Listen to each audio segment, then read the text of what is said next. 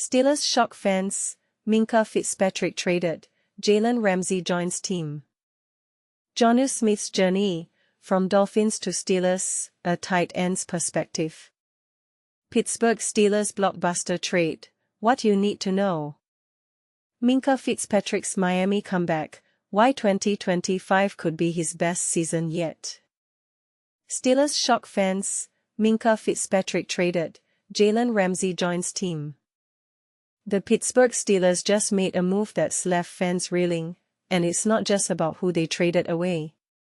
The shocking departure of All-Pro safety Minkah Fitzpatrick to the Miami Dolphins in a late June blockbuster deal has exposed a glaring weakness in the secondary, and the team's solution so far has more questions than answers. Heading into the 2025 offseason, Steelers Nation expected reinforcements for the cornerback core behind Joey Porter Jr. and Darius Slay. Instead, the Steelers stunned the NFL by shipping Fitzpatrick out and bringing in Jalen Ramsey, along with Jonnu Smith. Now, with training camp looming, the safety depth chart reads like a gamble. DeShon Elliott as the lone proven veteran, and newcomer Juan Thornhill, a 29-year-old on a one-year deal after a lackluster 2024 with the Browns, slated to start. Ramsey, famously versatile, is already tipped to play a hybrid role, outside, slot, even safety snaps. But here's where the strategy gets really interesting. Even if Ramsey moonlights at safety, the Steelers currently have only two natural safeties with meaningful experience on the roster, Elliott and Thornhill, with special teams specialist Miles Killebrew as the third wheel. The math doesn't add up, and injuries could turn this into a disaster. Thornhill, in particular, is under a microscope. Pittsburgh Post-Gazette reporter Ray Fittipaldo dropped a bombshell on the PM team. I don't know if Thornhill is a starting caliber free safety anymore. That's why Ramsey might end up there. Fittipaldo doubled down, arguing the roster needs another body behind Thornhill, even if the coaching staff believes in him. The risk is palpable.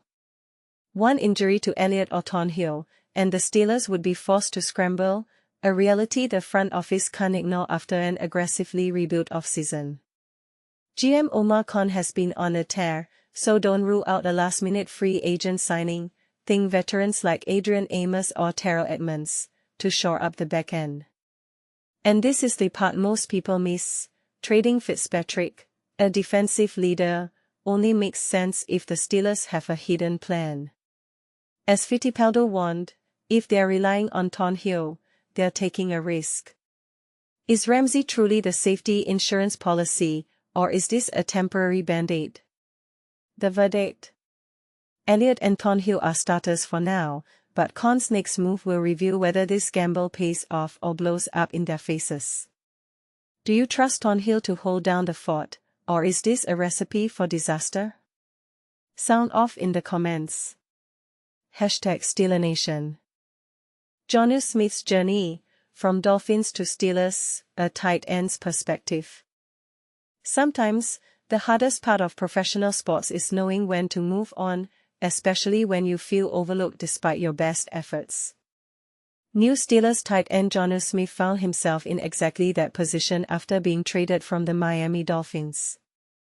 But here's the twist: he says he had to leave to be truly appreciated. On the last day of June, the Miami Dolphins triggered a blockbuster trade, sending cornerback Jalen Ramsey and tight end Jonnu Smith to the Pittsburgh Steelers. In exchange, the Dolphins acquired safety Minkah Fitzpatrick, a move that shook up both teams. While Ramsey's departure had been publicly anticipated due to ongoing trade discussions, Smith's exit caught many by surprise. After all, Smith had just delivered a career-best season and was hoping to stay in Miami where his family is rooted. Speaking on retired Dolphins offensive tackle Terron Armstead's podcast, Smith revealed his honest feelings about the unexpected trade. He never imagined this outcome given how well he performed individually. His hope was to finish his football journey in Miami, surrounded by familiar faces and close to his loved ones. But understanding that the NFL is a business, he holds no grudges toward the Dolphins organization. Still, he admitted the process was painful and, for a moment, downright stung emotionally. Smith's 2024 season was nothing short of remarkable. As a first-time Pro Bowler, he set Miami franchise records for a tight end with 884 yards on 88 catches and 8 touchdowns. This jump was especially significant considering he had never surpassed 582 yards in any previous season during his 8-year career. Smith stepped up when the Dolphins' offense struggled, filling the void left by injuries to key players like Tua Tagovailoa and Jalen Waddle, as well as Tyreek Hill's inconsistent performances. With such a breakthrough, many players would expect a substantial pay raise or contract extension. Smith was no different. He entered the season's second year confident that his contributions would be rewarded. However, Miami's tight salary cap situation left little room for financial flexibility. Contract negotiations, which began in January, never fully materialized into a deal that satisfied Smith's expectations. As a team, we fell short of our goals, and that weighs into decisions made after the season, Smith explained. But I believe I was a key piece to our success.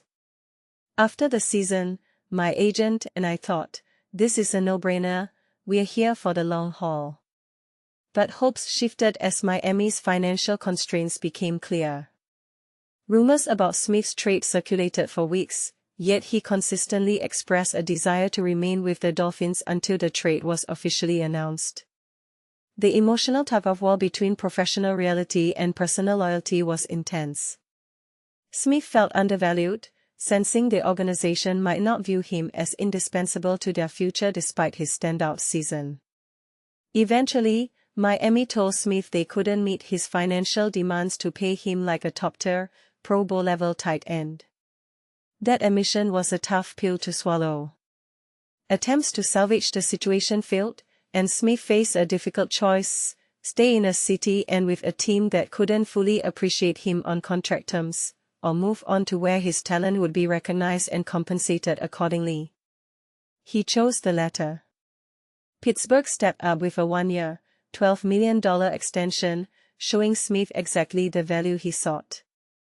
The Steelers' offense, while lacking high-profile pass catchers, boasts a tight and friendly lineup including Pat Freiermuth and Darnell Washington, promising an intriguing new chapter for Smith.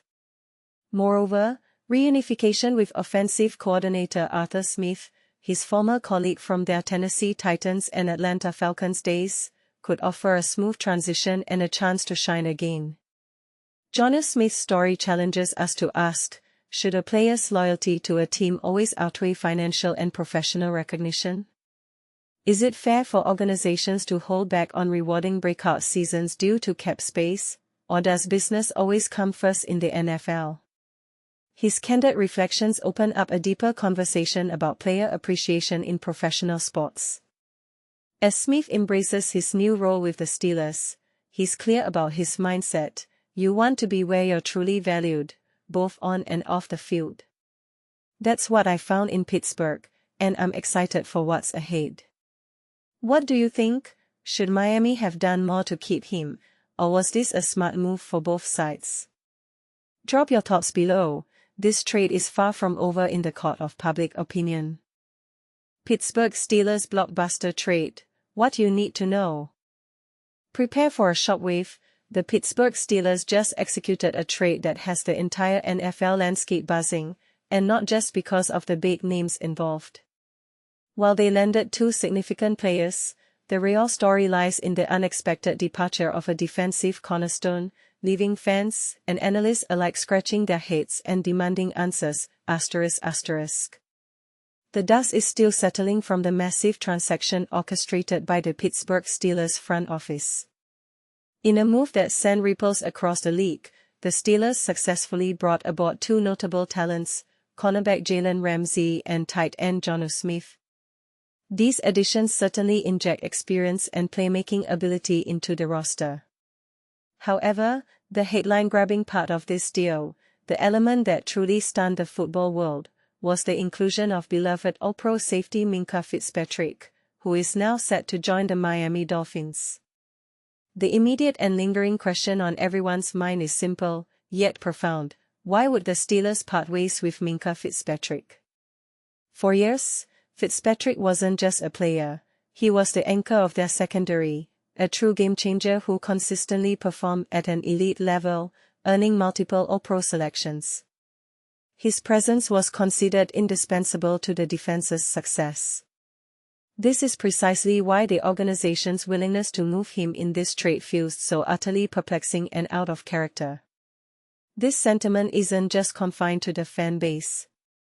Veteran NFL insider Mike Florio of Pro Football Talk voiced his strong opinion on the matter during an appearance on 93.7 The Fan, articulating just how peculiar the entire situation appears from an outside perspective.